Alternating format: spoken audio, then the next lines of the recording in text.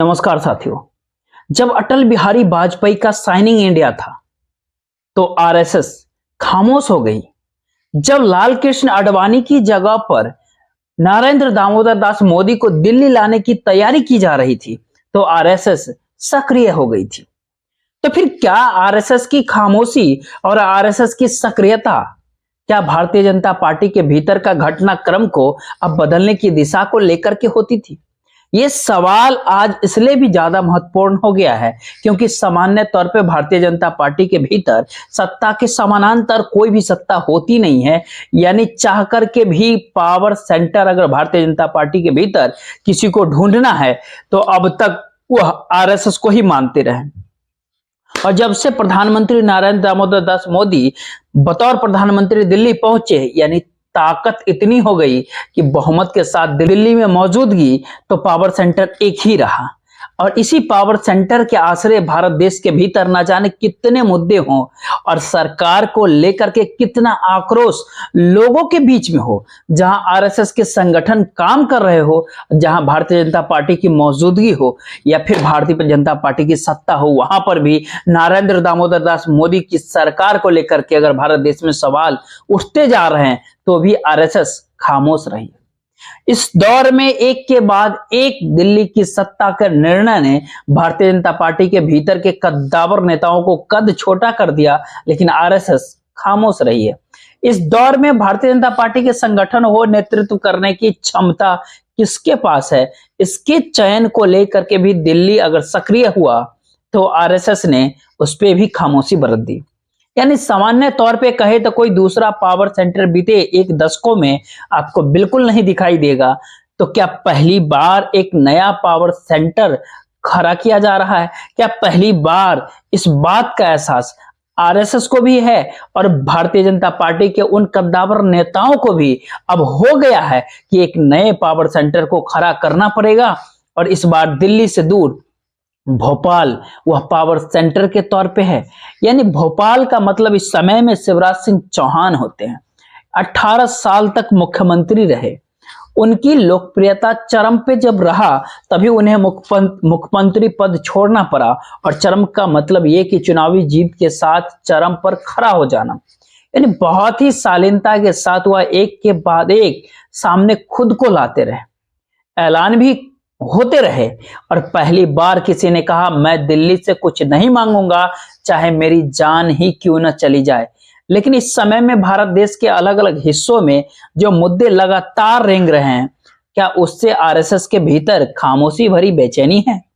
क्या जो नेता अब तक यह मान करके चलते थे कि उनके आश्रय राजनीतिक समीकरण भारतीय जनता पार्टी के भीतर उनके अनुकूल हो सकते हैं, तो जब दिल्ली की ताकत ने उनको जब खामोश कर दिया, चुप कर दिया, तो हर किसी ने क्या चुप्पी साध ली। और जिस लिहाज से शिवराज सिंह चौहान ने कह दिया कि मैं दिल्ली नहीं जाऊंगा, क्या वह सिर्फ उनकी अपनी बातें थी या फिर उनके पीछे कोई और शख्स खड़ा है? ये सवाल कई मायनों में इस समय बड़ा महत्वपूर्ण हो गया है। क्योंकि आप उस दौर को याद कीजिए जब योगी आदित्यनाथ जब मुख्यमंत्री बन रहे थे तो उनके पीछे कौन खड़ा था। इस समय में शिवराज सिंह चौहान कुछ अगर कह रहे हैं तो उनके पीछे कौन खड़ा हो सकता है। और इस भारत देश के अलग अलग हिस्सों में जो मुद्दे दिखाई पड़ते हैं उनको लेकर के भी क्या भारतीय जनता पार्टी के भीतर के नेताओं को जो उस प्रांत से आते हैं या फिर आरएसएस जो राजनीतिक शुद्धिकरण के जरिए यह मानती रही है कि वही भारतीय जनता पार्टी को राजनीतिक स्थिति में लेकर के आई, तो क्या उसके भीतर की खामोशी अब भारतीय जनता पार्टी के भीतर के घटनाक्रम को दिशा में तो नहीं आगे बढ़ रही है? जरा इसी को आज एक एक पन्ने को पलट करके देखना चाहिए। क्योंकि शिवराज सिंह चौहान ने जब इस बात का जिक्र कर दिया कि पार्टी ने मुझे 18 साल तक मुख्यमंत्री बनाया और अब समय आ गया कि मैं भी पार्टी को कुछ दूं, और उस पार्टी को, जिस पार्टी का मतलब इस समय में सिर्फ और सिर्फ एक ही ताकत, एक ही पावर सेंटर और एक ही नाम है और एक ही चेहरा है, वो है नरेंद्र दामोदर दास मोदी। तो क्या शिवराज सिंह चौहान अपने तौर पर चुनौती देने के लिए खड़े हो रहे हैं या फिर 24 के चुनाव को लेकर के अभी उनके भीतर एक खामोशी है और वो अपने कार्ड नहीं फेंक रहे हैं? जरा इस पूरे घटनाक्रम को देखते हैं, पढ़ते हैं। जब शिवराज सिंह चौहान ने ये कहा कि मैं भी कुछ पार्टी को दूं, एक साधारण कार्यकर्ता को 18 साल मुख्यमंत्री बना के रखा भारतीय जनता पार्टी ने, कोई दूसरा पहलू नहीं देखते। एक साधारण कार्यकर्ता को इतने साल भारतीय जनता पार्टी जिसने मुख्यमंत्री बना के रखा, सब कुछ दिया भारतीय जनता पार्टी ने मुझे, अब मुझे भारतीय जनता पार्टी को देने का। शिवराज सिंह चौहान ऐसे दौर में खड़े होकर के कह रहे हैं कि हम भी कुछ पार्टी को दे, जिस दौर में पार्टी का मतलब सिर्फ नरेंद्र दामोदर दास मोदी है। और खुले तौर पे उनका कहना है कि मैं दिल्ली नहीं जाऊंगा, दिल्ली से कुछ नहीं मांगूंगा, उससे बेहतर होगा कि मेरा मर जाना। तो फिर क्या यह एक नए पावर सेंटर की आहट है? और सवाल ये बहुत बड़ा हो गया है कि जिस दौर में भारत देश के भीतर तमाम मुद्दे अलग अलग राज्यों के भीतर, अलग अलग समुदाय के भीतर अगर पनप रहे हैं, वैसे समय में भारतीय जनता पार्टी क्या करेगी? और केवल 4 महीने का समय रहा है चुनाव को लेकर के, तो क्या शिवराज सिंह चौहान के खिलाफ अब दिल्ली की सत्ता कोई कार्रवाई कर पाएगी, या फिर उनके पीछे आरएसएस खड़ी हो गई है? ये दोनों सवाल के बीच में जरा समझने का प्रयास करेंगे कि इस समय में जब प्रधानमंत्री नरेंद्र दामोदर दास मोदी की सत्ता ने उन तमाम पुराने साथियों को खोया, जिसमें बिहार में नीतीश कुमार, महाराष्ट्र के भीतर उद्धव ठाकरे और पंजाब के भीतर अकाली दल थे, और इस समय में अलग अलग मुद्दे, वह भी मतलब एक नागपुर का एक और दृश्य आप देखिए जिसके भीतर पुरानी पेंशन को लेकर के स्टेडियम के भीतर कल लोग इकट्ठा हुए, तो इतनी बड़ी संख्या में लोगों की मौजूदगी हो गई कि जो एक हिसाब से मौजूदा सत्ता को कहीं ना कहीं डराने वाली हो भी सकती है। लेकिन उस सभा के भीतर कौन पहुंचा भाषण देने के लिए? शिवसेना के नेता उद्धव ठाकरे पहुंचे। वही उद्धव ठाकरे जो एक समय में भारतीय जनता पार्टी के साथ खड़े थे, वही उद्धव ठाकरे जिनकी पार्टी को वर्तमान भारतीय जनता पार्टी ने तोड़ दिया। अब मौजूदा भारतीय जनता पार्टी का मतलब नरेंद्र मोदी है। आरएसएस कभी नहीं चाहती थी कि शिवसेना का 2 फाड़ हो। आरएसएस कभी नहीं चाहती थी कि उद्धव ठाकरे या फिर ठाकरे परिवार दरकिनार कर दिए जाए, भारतीय जनता पार्टी से दूर हो जाए, क्योंकि जिस हिंदुत्व की बिसात आरएसएस बिछाती रही, उसमें कहीं ज्यादा उग्र या फिर अग्रेसिव तरीके से बाला साहब ठाकरे चला करते थे। लेकिन इस पूरे छवि को, इस दृश्य को देखिए कि नागपुर में ओल्ड पेंशन की बहाली को लेकर के क्या हुआ।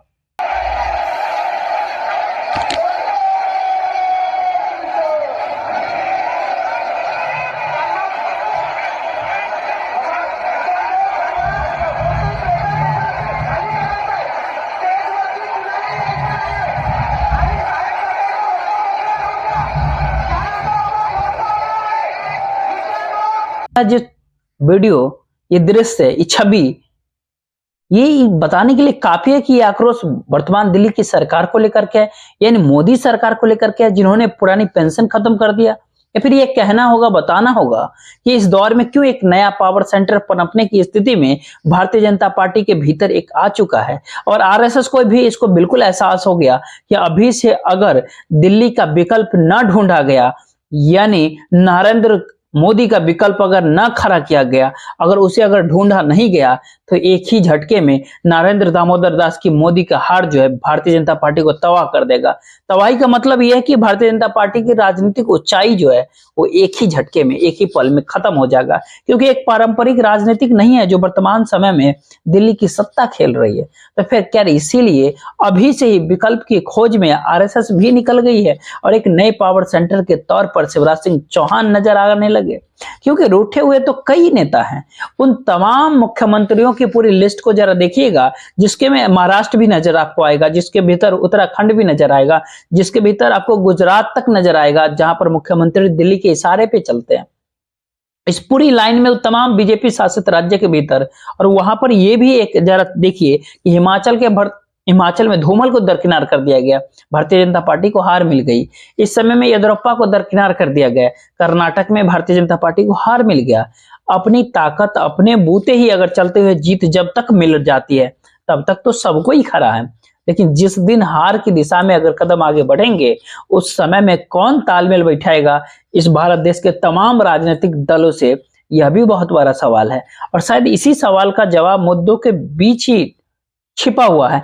आप याद कीजिए किसानों का आंदोलन, किसान फिर से एक बार खड़ा हो रहा। उसका कहना है एमएसपी मिलनी चाहिए थी, जिसका जिक्र प्रधानमंत्री नरेंद्र मोदी ने किया। एमएसपी नहीं मिल रही है तो हम दोबारा से फरवरी के महीने में दिल्ली कूच करेंगे और इसकी तैयारी तैयारी पुराने किसान शहीदों को याद करते हुए कितनी बड़ी संख्या में पंजाब के भीतर किसान फिर से इकट्ठा होने लगे हैं।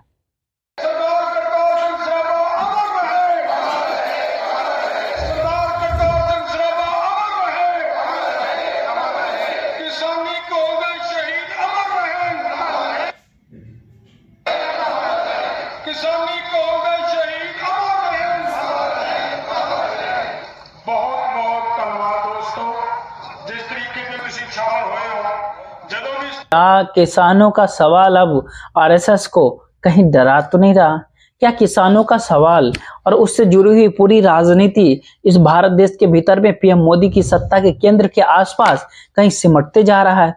जो भारतीय जनता पार्टी के भीतर जो किसान हैं उनको लेकर के जो सवाल भारतीय जनता पार्टी के पुराने नेताओं के भीतर है, एक पल के लिए जरा सत्ता अगर उन्हें मिल जाएगी तो क्या इसीलिए कोई खामोश है इस दौर में? क्योंकि लाइन तो वाकई में लंबी है। महाराष्ट्र के भीतर उद्धव ठाकरे को दरकिनार कर देना, एकनाथ शिंदे को लाना, बिल्कुल नहीं। बात तो देवेंद्र फडणवीस को दरकिनार करना, नितिन गडकरी को दरकिनार करना, एक झटके में एकनाथ शिंदे को मुख्यमंत्री बनाना, राजनीतिक लाभ मिल सकता है लेकिन वह तत्कालिक होगा, ज्यादा दूर तक नहीं जाएगा, इसका एहसास हर किसी को है। फिर पावर सेंटर की खोज इस दौर में तो किया जा रहा था, मिला कोई भी नहीं, लेकिन एक ही झटके में शिवराज सिंह चौहान मिल गए हैं, जिनकी लोकप्रियता इतना गजब का है कि जब वो शपथ ग्रहण समारोह के भीतर आए तो पूरे भीड़ में हर्षोल्लास ही छाया। जब शपथ ग्रहण समारोह से बाहर निकले तो उनकी गाड़ी को रोका गया, उनकी एक बुजुर्ग महिला साथ में आ गई और रोते हुए कहा कि तुम प्रधानमंत्री बनो। ये कहने से वो नहीं चुकी। ये संदेश क्या जाता है? ये संदेश सिर्फ महाराष्ट्र तक नहीं, हरियाणा के भीतर जो सवाल इस समय में लगातार उठ रहे, क्या वो खट्टर सरकार के आसपास घूमर रहा या फिर खट्टर सरकार भी दिल्ली के द्वारा बनाया गया इसलिए हर किसी ने चुप बढ़ रही है? असम के भीतर हेमंत बिस्वा का होना, जो कांग्रेस से आए थे, दागी थे, लेकिन इसके बावजूद मुख्यमंत्री बने भारतीय जनता पार्टी के अंदर, जो तर्ज पे चलते वो दिल्ली की पसंद है। क्या भारतीय जनता पार्टी की पारंपरिक राजनीति के अनुकूल है? पावर सेंटर तो बनाना था, पावर सेंटर की दिशा में कदम आगे बढ़ रहे हैं। क्या उत्तराखंड के भीतर जिस तरीके से धामी बने या फिर वहां पर गुजरात में पटेल जी बने, मिजोरम के सीएम मना किया देश के प्रधानमंत्री के साथ हम सभा नहीं करेंगे, वह चुनाव हार गए, अगला रास्ता क्या त्रिपुरा के अंदर जाएगा? नॉर्थ ईस्ट के भीतर संघ की सक्रियता आज से नहीं, आजादी के बाद से ही है और स्वयं सेवक संकट को समझ रहा है। क्या खामोशी स्वयं की दिल्ली को डरा रहा है? क्या शिवराज का खुले तौर पे ये कहना कि मैं दिल्ली नहीं आऊंगा, आपसे कुछ मांगूंगा भी नहीं, लेकिन उनकी पूरी सक्रियता ये कहती है वह कहां गए? वह दिग्विजय के इलाके राघवर भी जाते हैं, वह छिंदवाड़ा भी पहुंचते हैं, कमलनाथ के इलाके सुखपुर में भी जाकर अटल बिहारी वाजपेयी के कविता भी सुनाते हैं, हार नहीं मानूंगा, हार नहीं मानूंगा, रार नहीं ठानूंगा। सभा के भीतर ही करते हैं जिक्र, जब ऐलान हो गया हो दिल्ली का कि वह मुख्यमंत्री नहीं बनेंगे तो क्या एक नई परिस्थिति भारतीय जनता पार्टी के भीतर पनपना शुरू हो गया?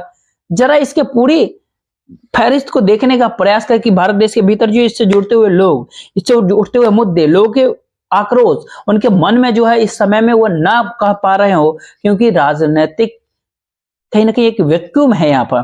तो क्या इंडिया का जिक्र किया जाए या फिर किसी थर्ड मोर्चे का जिक्र किया जाए या फिर भारतीय जनता पार्टी के भीतर एक पावर सेंटर क्रिएट करके वहां पर जो पक्ष में है वो नरेंद्र मोदी के पक्ष में है, जो विरोध में है वो आरएसएस के जरिए, फिर शिवराज सिंह चौहान के जरिए अपनी पूरी भावनाओं के साथ उनको लेकर के खड़ा हो जाए, यानी सत्ता भी हमारी, विपक्ष भी हमारा। इस पूरे परिस्थिति का खेल क्या कई मौके पर ऐसा किया गया।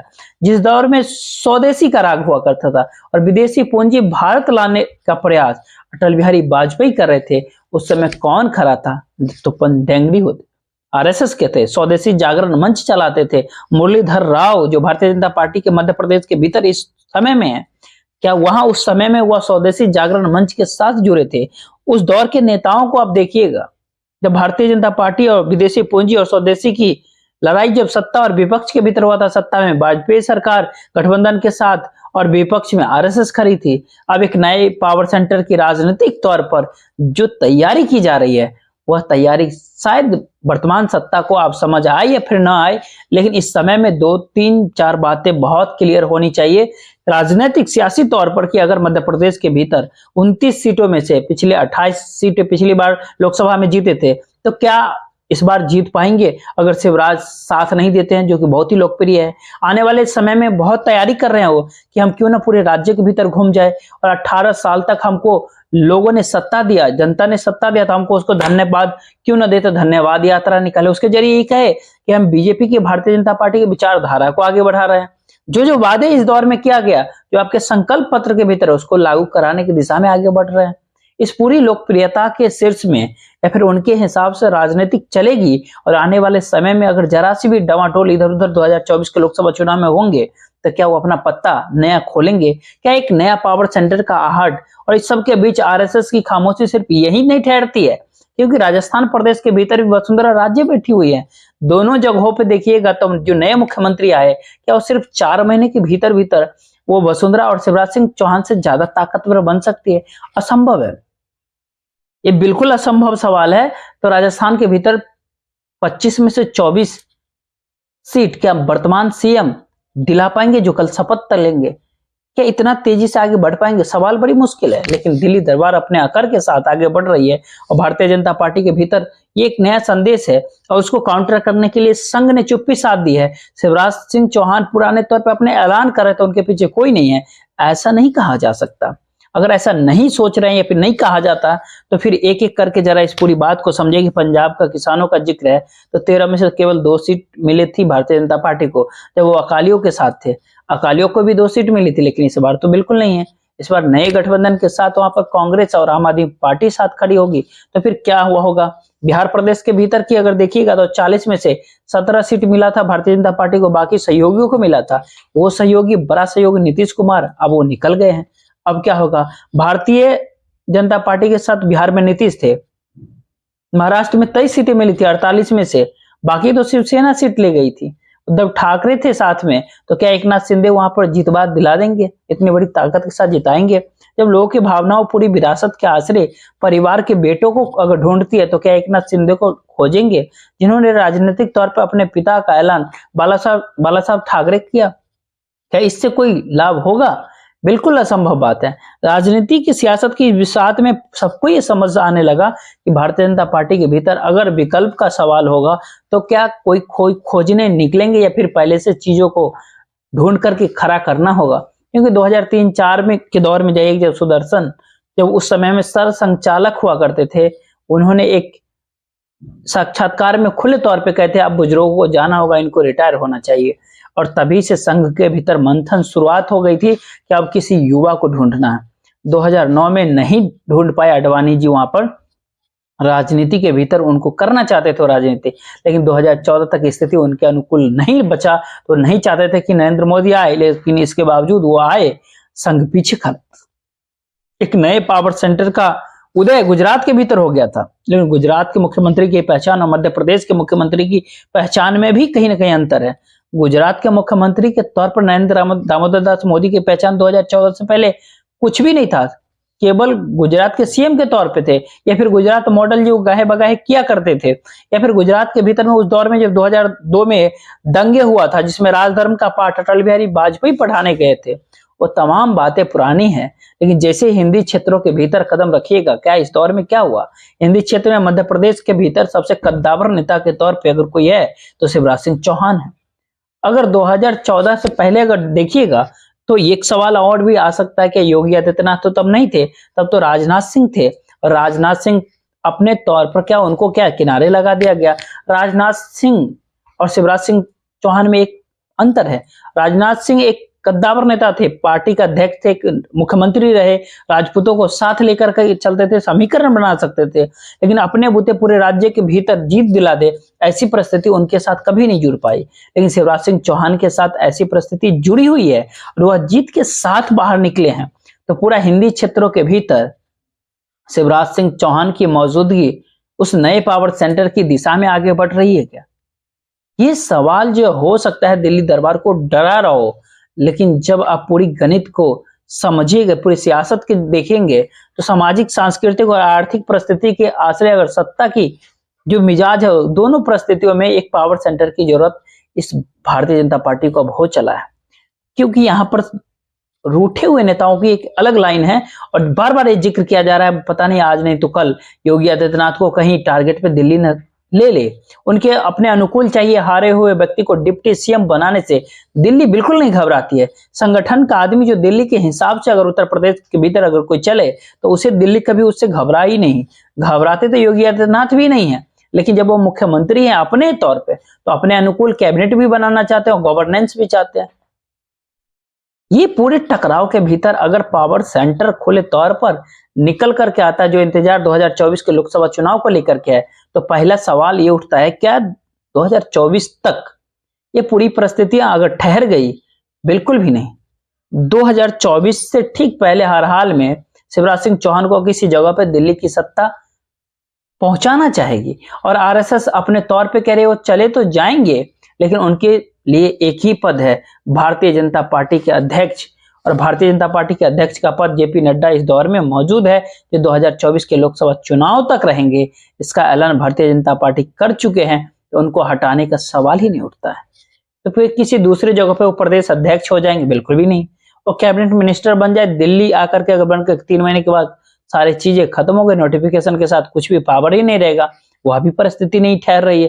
तो 2024 तक के बीच का जो रास्ता, उस पावर सेंटर के जरिए उन तमाम लोगों को क्या आरएसएस एकजुट कर पाएगी जो इस समय में दुखी है, रूठे हैं, जिनको कद छोटा किया गया और एक ऐसी परिस्थिति बन रही है जिसके भीतर जो मजबूत है वो नहीं खड़ा हो सकता, जो सबसे कमजोर है उसको ताकत इसलिए भी दी जाएगी क्योंकि वह अब सत्ता के लिए दिल्ली के इशारे पे मौजूद रहेगा। क्या ऐसी सोच अब पनपने लगा? क्या बिल्कुल पनपने लगा। इस समय को अगर देखा जाए तो 18 साल तक मुख्यमंत्री के तौर पे रहे शिवराज सिंह चौहान अगर दिल्ली नहीं जाएंगे, अगर ऐसा कहते हैं तो एक सवाल हर कोई पूछता है, तो एक उनके मन में क्या चल रहा है? लोकप्रियता पूरी चरम पे है। इस समय में जब पूरी शपथ ग्रहण में प्रधानमंत्री नरेंद्र मोदी पहुंचे तो वह भी शिवराज से नहीं मिले, जेपी नड्डा से मिले, अमित शाह से मिले, लेकिन नहीं मुलाकात हुई उनसे। लेकिन उनसे मिलने के लिए लोगों का समूह सड़क पे उमड़ा हुआ था, उनसे काफिले उनके गाड़ी तक को रोका गया शिवराज सिंह चौहान के। तो ये जो सवाल जो बन रहा है, क्या ऐसे में शिवराज सिंह चौहान को क्या अपने जो काम पर भरोसा है, वह पार्टी के आदेश का बार बार जिक्र करते हैं, उनके भीतर का जो आत्मविश्वास है, जो बहुत सख्त लहजे में कहते हैं लाडली बहना के साथ बहुत कोमल हृदय को भी वो दिखाते हैं, तो क्या उनका एक नए ब्रांड का उदय है यहाँ से? एक ऐसा ब्रांड जो भारत देश के भीतर में नेशनल पॉलिटिक्स के ऊपर असर डाल सके, क्योंकि चाहे अनचाहे में कल तक शिवराज सिंह चौहान मध्य प्रदेश के भीतर मुख्यमंत्री थे, लेकिन आज की तारीख में नरेंद्र मोदी को चुनौती देने वाले एक नेता के तौर पर और एक कद्दावर नेता जिसको जानबूझ करके हटा दिया गया, यह जानते समझते हो कि उनकी लोकप्रियता पूरे अपने शीर्ष पे है और उनके लिए कोई पद आपके पास कोई खाली पड़ा नहीं है। एक ही झटके में हुआ उस अंतर्राष्ट्रीय नेता के बराबर या समतुल्य आकर खड़े हो गए जो कल तक सिर्फ मध्य प्रदेश के भीतर थे। ये ब्रांडिंग का एक नया रूप इस दौर में नजर आ रहा है और ये घबराहट जो है दिल्ली दरबार को हो सकती है, क्योंकि आरएसएस हमेशा की दिक्कत किसी कद्दावर नेताओं को लेकर के कुछ एक सिंह कल्याण सिंह को लेकर के कहा था उसने, तो जब आक्रोश किसी नेता विशेष को लेकर के उठता है तो संघ उसमें सक्रियता दिखाई देता है संघ के। लेकिन शुरुआत में ही हमने जिक्र किया कि संघ की सक्रियता और संघ की खामोशी दोनों भारतीय जनता पार्टी के अंदर घातक है उस सत्ता के लिए जो यह समझ के चलती है कि सब कुछ उसके लिए और उसके अनुकूल ही किया जा रहा है, और जब तक वह सत्ता के भीतर है कोई डिगा नहीं सकता है। तो फिर सवाल यही उठता है कि अपने बूते सत्ता जीत रहे हैं तो अपने बूते हारेंगे, तो पार्टी को ढहने की पूरी परिस्थिति में संघ छोड़ने को तैयार नहीं। और इस समय में जो चाहे दिल्ली दरबार के भीतर बैठे हुए नेता जो पूरी हाशिए पे ढकेल दिए जाते हैं, जिसमें नितिन गडकरी का नाम। एक बात और कि क्या नितिन गडकरी की मौजूदगी शपथ ग्रहण समारोह में क्यों नजर आती है? क्योंकि शिवराज सिंह चौहान का बहुत ही सरलता के साथ दिल्ली की सत्ता को नमन करते हुए अपनी सक्रियता को दिखाने की जरूरत क्यों नजर आई? इस समय में संघ के किसी बड़े नेता को क्यों नहीं देखा कोई इस पूरी शपथ ग्रहण समारोह के बीच? इस समय में बड़ी जीत के बावजूद भी पूरी एक खामोशी संघ के भीतर क्यों रहा? इस सारे सवालों का जो जवाब इस समय मिलता है वो बहुत साफ कहता है कि एक समय में नरेंद्र मोदी गुजरात के मुख्यमंत्री हुआ करते थे। इस समय में वो प्रधानमंत्री है। इस दौर में, जिस दौर में वो प्रधानमंत्री है, उस दौर में शिवराज सिंह चौहान मध्य प्रदेश के मुख्यमंत्री रह सकते थे, लेकिन वह नहीं है इस दौर में। तो करीब करीब जो अब वो राजनीतिक तौर पे भारतीय जनता पार्टी के तौर पे कुछ देने का कार्यकर्ता के रूप में कोई सामान्य बात नहीं है। वो जो जिक्र कर रहे हैं, जहां से दिल्ली से सारा संवाद कट गया है और संघ की खामोशी के बीच एक नए पावर सेंटर की आहट अब कहीं ना कहीं हो चली है। जय हिंद, जय भारत।